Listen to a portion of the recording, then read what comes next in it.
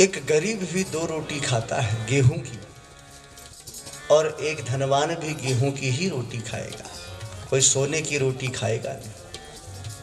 ध्यान दीजिए। इसलिए ये दान की महिमा बड़ी दिव्य है। हमारे जगदीश जी जो जजमान जी हैं, उन्होंने किस्सा सुनाया बड़ा सुंदर कि वो एक महिला थी, उसके यहाँ कोई एक व्यक्ति पहुंचा, भूखा था वो। अब वो भूखा था तो वो उस महिला के यहाँ गया, बोले मेरे को रोटी दो। महिला ने कहा मैं तेरे को रोटी वोटी तो कुछ नहीं दूंगी, तू जा। बोले अच्छा रोटी नहीं देगी तो मेरे को यहाँ पर विश्राम तो करवा दो कहीं पर। और उस महिला ने जो कुछ पराल होता है, पराल, उसके पास कुछ पराल के कुछ वो तकिया बोलते घास का गट्ठा, 2-3 गट्ठे पड़े थे।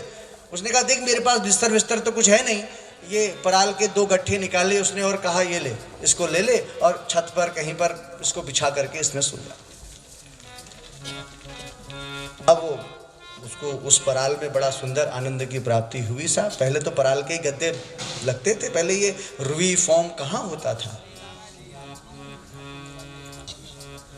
तो वो उसको दे दिया, वो सोया, बड़ा आनंद की अनुभूति हुई उसे, क्योंकि उसे भोजन तो नहीं मिला लेकिन कम से कम शयन का आसरा मिल गया उस महिला के द्वारा। साहब एक तत्व की अनुभूति तो उसे हुई। अब धीरे समय व्यतीत हुआ तो वो महिला के संयोगवश मृत्यु हो गई। अब जब मृत्यु हो गई तो धर्मराज के यहाँ पर उसका लेखा जोखा खाता देखा गया, खाता खतौनी, कितने पुण्य इसने कर्म किए, कितने पाप कर्म किए। अब जब उसकी खाता खतौनी देखी गई तो पूरी सब खाली खाली सब कुछ। हरीश ने तो एक भी पुण्य कर्म नहीं किया। जब पूरी बही जो उसकी होती है, उस बही में एक पन्ना देखा तो उसमें एक जगह दान की महिमा जरूर लिखी थी, 2 पराल दान, 2 पराल दान। वो 2 पराल दान की महिमा उस बही में लिखी थी और उसी दान के फलस्वरूप उस महिला की जो दुर्गति होनी थी वो दुर्गति से बच गई। साहब बड़ा सुंदर किस्सा बताया जगदीश जी ने, और बड़ा अच्छे आध्यात्मिक में रुचि भी रखते हैं साहब जगदीश भाई, ऐसी बात नहीं है।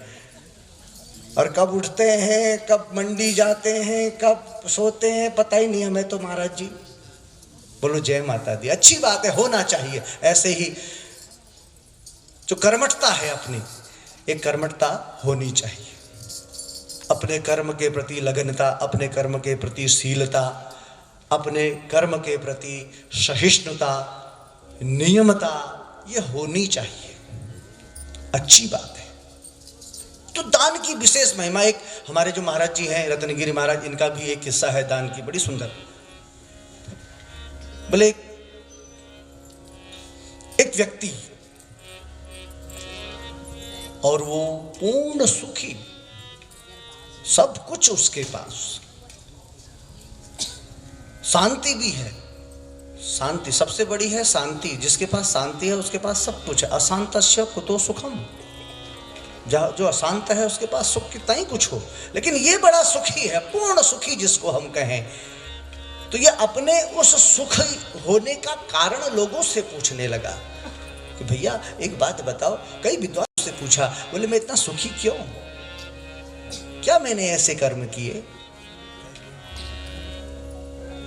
तो विद्वानों ने कहा कुछ ने अच्छे कर्म किए होंगे। अरे मैं वही तो पूछ रहा हूं, अच्छे कर्म मैंने किए क्या होंगे जिससे मैं आज पूर्ण सुखी हूं। मैं इससे और अच्छे कर्म करना चाहता हूं।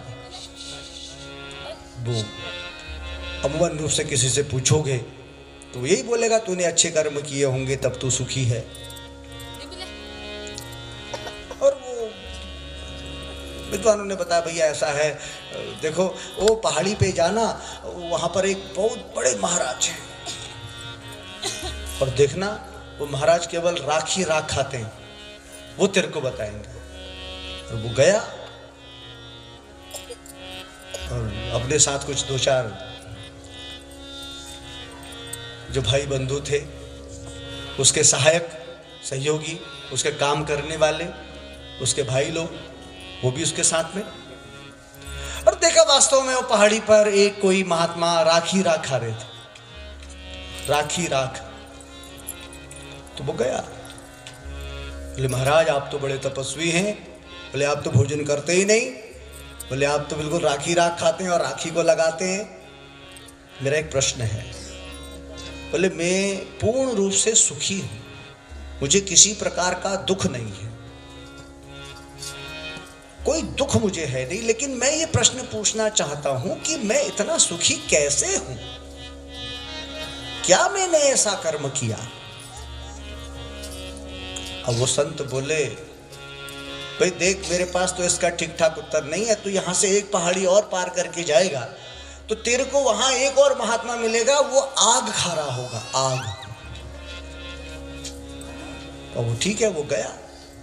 और जब आगे गया तो उसने देखा वास्तव में वो एक महात्मा वहां पर कोयले खा रहा है, जलते हुए अंगार। बोले अरे बाप रे, इतनी बड़ी तपस्या, वास्तव में कोई दिव्य संत है। बोले महाराज आप तो बड़े तपस्वी हैं, बड़े साधक हैं, बोले आप तो आग खाते हैं। मेरा एक प्रश्न है, बोले मैं इतना सुखी क्यों हूं, क्या मैंने ऐसा कर्म किया और मैं चाहूं कि मैं इससे और अच्छा कर्म करूं ताकि मैं हमेशा सुखी ही रहूं, ऐसा ही सुख का अनुभव करूं। तो वो संत ने कही भाई देख तेरे इस प्रश्न का उत्तर मेरे पास ठीक ठीक नहीं है, तू यहाँ से एक पहाड़ी पार करेगा, आगे जाएगा और आगे जाने पर तेरे को एक नगर दिखाई देगा और उस नगर में एक राजा होगा और उस राजा की पत्नी गर्भवती होगी। और जब तू वहां पहुंचेगा तो तेरे को समाचार मिलेगा कि वो राजा की पत्नी जो गर्भवती है उसका बच्चा हुआ और उसी समय मर गया। और जहां पर उस बच्चे को पहले बड़ी खुशी हो रही होगी, उसके बाद तुरंत खुशी शोक में। और जहां पर उस बच्चे का अंत्येष्टि हो रहा होगा, उस बच्चे को जहां पर दफनाया जाएगा तो कुछ देर वहीं पर बैठे रहना और उस बच्चे से पूछना, वो तुझे बताएगा। उसकी उस लाश जो निर्जीव अवस्था है, जो वो एक प्रकार से मृत हो चुका है, और उसको दफनाया जहां पर जाएगा, वो सब दफना के चले जाएंगे, तो वहीं पर बैठे रहना और वहां पर पूछना, वो तुझे इस बात का जवाब देगा। और वास्तव में वो गया, देखा नगर और वहां एक राजा और उसकी भार्या गर्भवती। और जैसे पहुंचा तो उसको सूचना मिली कि राजा का एक सुंदर पुत्र हुआ और पुत्र होते ही कुछ समय रहा और फिर मर गया। और उसको फिर वो सब जो मंत्री संतरी हैं वो सब उसको ले जा रहे और एक गड्ढा खोदा गया और उस गड्ढे में उसको दफना दिया। और वो व्यक्ति देख रहा है दूर से, और जब दूर से देख रहा है, जब सब चले गए तो वो व्यक्ति उस जगह पर गया जहां पर उस बालक को दफनाया गया, वहां बैठा रहा और उससे पूछ रहा है, भैया तुम बताओ कि मैं इतना सुखी क्यों हूं। तो अचानक एक भाव जागृत होता है कि उस गड्ढे से वही बालक आकर के बैठ जाता है और उस व्यक्ति से कहता है, भाई देख, पूर्व समय में 4 व्यक्ति थे। वो 4 व्यक्ति भ्रमण करते करते करते हुए किसी गांव में पहुंचे और किसी गांव में पहुंच करके रात्रि का समय और एक मंदिर की छांव मिली और उस मंदिर की छांव में बैठते हुए वह 4 व्यक्ति एक घर में गए। वहां से लगभग आधा किलो आटा उन्हें मिला। अब उस आधा किलो आटे से उन 4 व्यक्तियों ने केवल गिन करके 4 टिक्कड़ बनाए। टिक्कड़ बोले तो रोटी। और अब वो 4 टिक्कड़ बना करके उसी मंदिर परिसर के चारों कोनों में बैठ गए। अब चारों कोनों में जब बैठ गए तो जैसे ही एक व्यक्ति उस रोटी को खाने लगा तो एक कोई राहगीर बहुत भूखा व्यक्ति वहां पर आ गया। बोले महाराज बहुत समय से भूखा हूं, बहुत समय हो गया कुछ मिला नहीं, कृपा करके कुछ ये रोटी मुझे दे दो, मुझे खिला दो। तो वो एक कोने में बैठा हुआ व्यक्ति उससे कहता है अगर ये रोटी मैं तुझे दे दूंगा तो मैं क्या खाऊंगा, राख। वो समझ गया व्यक्ति, अच्छा इसका मतलब वो जो पहला मिला मुझे वो राख खा रहा था। उसके बाद वो व्यक्ति दूसरे के पास गया, बोले भैया भूखा हूं कुछ रोटी खिलाओ। बोले अगर ये रोटी मैं तुझे खिला दूंगा तो मैं क्या खाऊंगा, आग। वो समझ गया व्यक्ति, अरे दूसरा जो व्यक्ति था वो आग ही खा रहा था। तो बच्चा कहता है जब वो तीसरे के पास गया, उस तीसरे ने कहा अगर ये रोटी मैं तुझे खिला दूंगा तो मैं जीऊंगा या मरूंगा। वो तीसरा व्यक्ति मैं हूं। देख मैं पहले सुंदर प्रकार से इस भूमि में आया और आते ही कुछ समय बाद मैं मर गया, तो मैं क्या हुआ, न जिया न मरा। अगर ये रोटी तुझे दे दूंगा तो मैं जीऊं या मरूं। और जो चौथा व्यक्ति था, जब वो व्यक्ति उस चौथे के पास गया तो उस चौथे ने अपनी रोटी उस भूखे को खिला दी। और वही चौथा व्यक्ति तू है, वही चौथा व्यक्ति तू है जो आज पूर्ण रूप से सुखी है। ये दान की महिमा है, बोलो जय माता दी। तो दान की अद्भुत महिमा है साहब, और दान के लिए पात्रता का होना नितांत आवश्यक है। सत्य से दिया हुआ, सतत्यता से, सात्विकी भाव से, मन से, कर्म से दिया हुआ जो दान है सुयोग्य पात्र को, वो अक्षय पुण्य देने वाला है।